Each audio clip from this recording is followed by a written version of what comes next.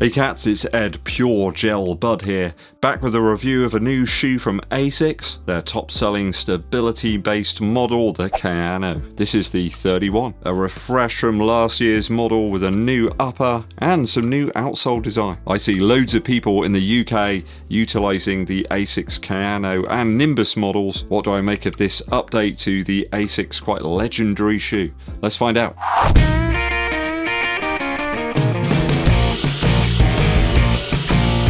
Thanks for tuning in, people. Do support the channel by hitting that subscribe button and also dropping us a thumbs up like too. Give us a comment for the algorithm. Perhaps you can also give us some more ad hoc support with a super thanks as well.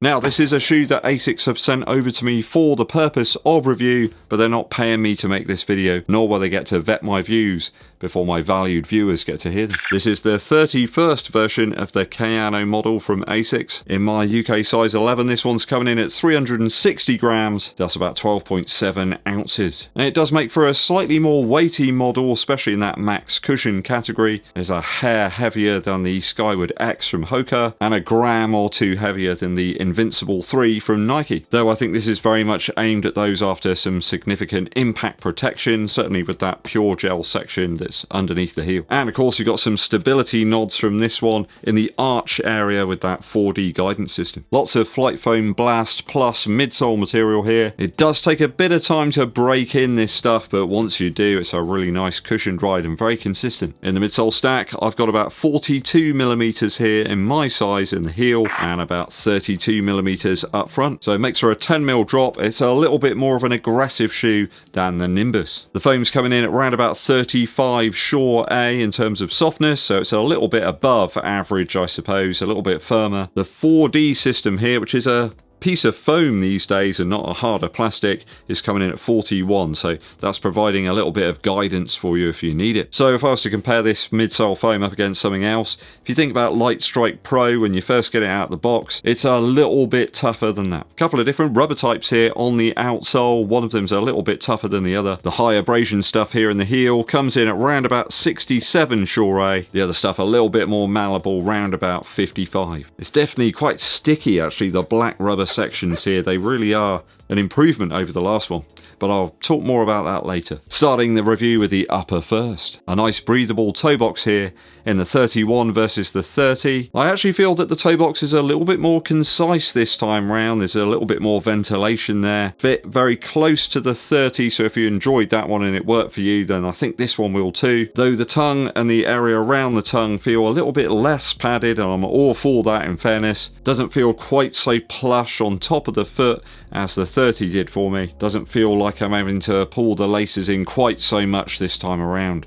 Just feels like they've refined things a little bit here in this new iteration of the Kayano. There's definitely some nods to the Nimbus range here as well. We've got one of these sort of elasticated pull tabs here, and of course the wider heel counter. This is a stability based model after all, and a very plush collar around the heel too. It's very much a subtle advance on from the Kayano 30. So I think if you want a plusher upper on your sort of maximally cushioned shoe, then this is very much your bag. I certainly prefer this over the Invincible 3. That felt like it was all in the midsole. The balance of the shoe was just wrong. Then they've got it just about right here in the Kayano 30 between the upper weight and the midsole. I think if you overpronate, this one's certainly geared up to help you out with all the padding that we do have in this model. Perhaps if you're in a very humid environment where the climate's that bit sort of more moist, I suppose, it might be a little bit too much of it there for you, but I think in most places where you've got some seasons it won't be an issue. Laces aren't overly stretchy. I found that you can do a runner's knot if you want to. There's some very light overlays around the eyelets. I think certainly a more niche option these days when, you know, we've got these super shoe uppers that are paper thin and sometimes don't last. I have no doubt that you could use this in training and racing as well. Perhaps if you're doing a marathon or something and you want something that's going to have consistent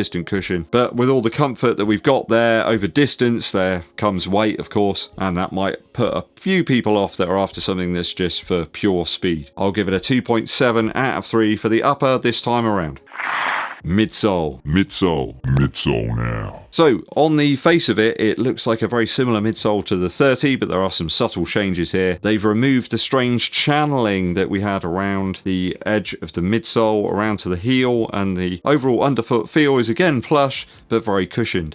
in a sort of denser way than perhaps something like the Nova Blast 4 or the Super Blast. I think the more miles you put into the shoe though, it gets better and better. The foam begins to free up and soften, and you can feel that gel unit based in the heel too. I do feel the Kayano model for me in terms of the midsole is a little bit more up for it than the Nimbus. I think it's mainly due to that sort of more aggressive drop, though certainly I've been utilising this as an easy or steady run shoe, thinking along the lines of that Hoka Skyward X for example. Lots of denser squash without the bottoming out that you get in the very soft foams. I think the stability elements that we get in more modern shoes now are so different to what we had even like 4 or 5 years ago. That's very much the story here in the Kayano 31 with that 4D guidance area. It isn't all that dense or tough whatsoever. It's more of a helping hand really to assist you if you do need a little bit of stability there. Perhaps if you have a lower arch or a very flat foot, then I think this one could work really well. I've got very high arches, so perhaps the shoe isn't aimed at me, but I haven't really found it weird or anything running in the shoe.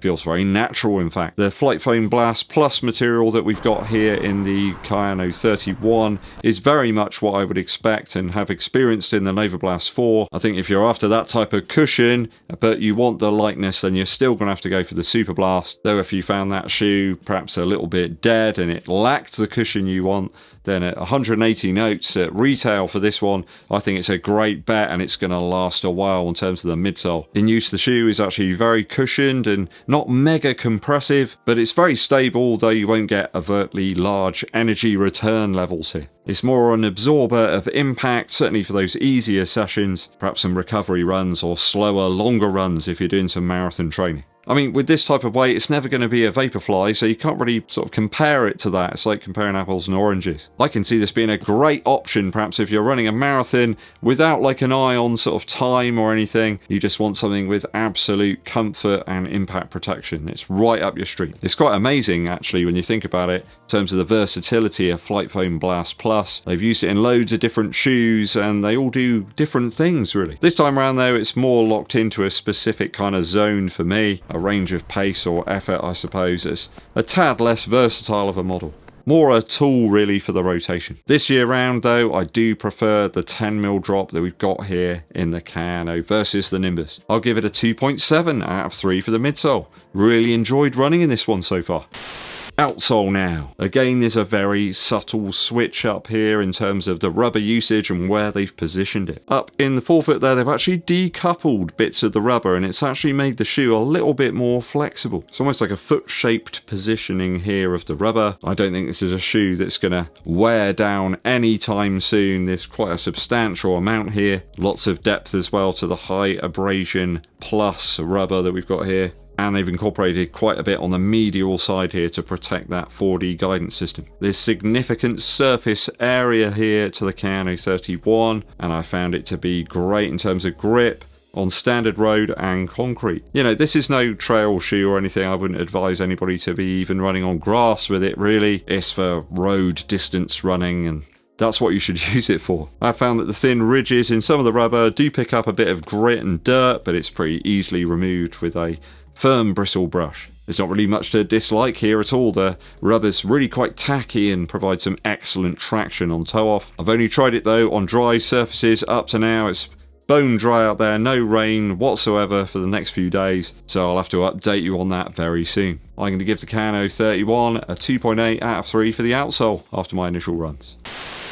Value now. I think a lot of people might scoff at this shoe being like 180 quid here in the UK, but I think if you're a runner that's after something that's going to last the test of time and you're going to be able to use it for various different things in a shoe rotation, it's actually not really that bad when you think about it. You might be picking this shoe up to do a load of long runs and perhaps run a half or full marathon or something, so you're going to no doubt get your money's worth from it then. It's a great shoe in terms of out the box, well put together. There's no weird glue marks or anything. All the parts are aligned very well. ASICS shoes seem to have a little bit more care taken on them over some of the other models from the big 3 or 4 manufacturers, and this one is no different. I think when you compare this to something like their Cloud Monster Hyper, for example, which fits very much into that same kind of use case, it's actually coming in quite a bit cheaper. A great stable alternative to the Super Blast if you're not worried about heft. So I feel that this is very much, along with the Nimbus, the ASICS answer to the Invincible run. Soft enough to draw in those that are after some reliable cushion, but it's not unstable enough that people will turn away from it when they put their foot in the shoe and realise that they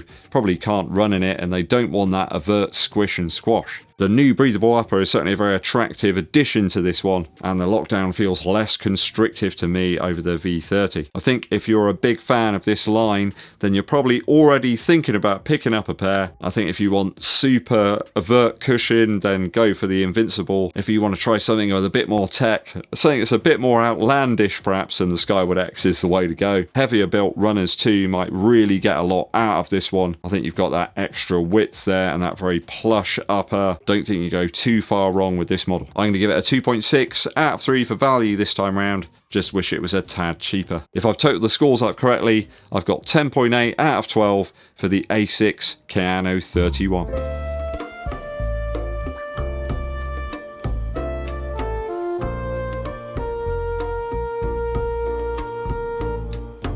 Are you thinking about picking up a pair of these? Is it on your radar? Let me know your thoughts and opinions down in the comments.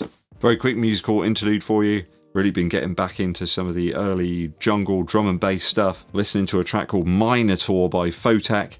Kind of sounds like you're stuck within the Sphinx or something. Lost, unable to find your way out, and there's these weird noises going off everywhere.